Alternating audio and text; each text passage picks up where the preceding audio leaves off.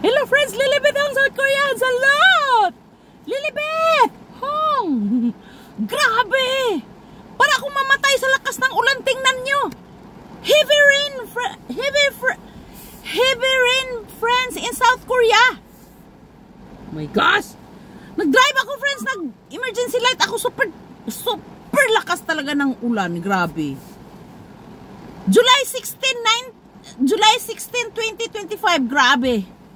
Super lakas ng ulan sa South Korea. Ito lang. Parang galit. Parang galit yung ulan. Ang tagal namin hinintay yung ulan, friends. Oo, kasi yung mga tanim namin ba, lahat-lahat. Nakaganon na sila, nakaganon na kasi wala ngang ulan.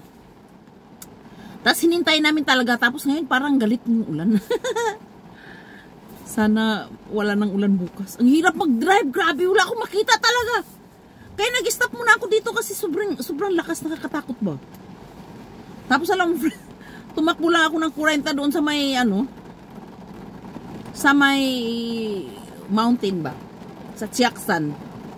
Grabe, lahat ng car umubertik na. Parang takot ba ako, parang na-over the backwood kasi eh. Ay, mag-driving na tayo. Alis na tayo. I-drive ko ba kayo sa lugar namin? Lilipit ako sa Korean Salot. Hindi na ako magpapakita kasi i-drive ko kayo. Tika lang, 3 minutes lang pala yun, no? 3 minutes lang. Kasi may assignment ako, pinagawa ko ng video, tapos 3 minutes lang daw. Ano ba? Look at that, oh. Ma-off kaya natin yan pag 3 minutes na. Tika lang, i-drive ko kayo, ha?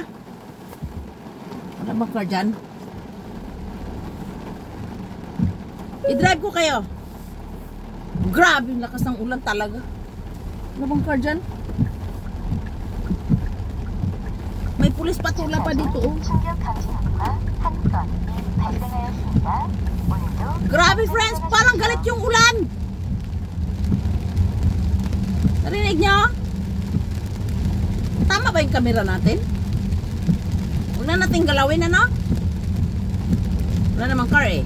Galawin ba natin? Master ka na talaga mag-drive, Lily, no?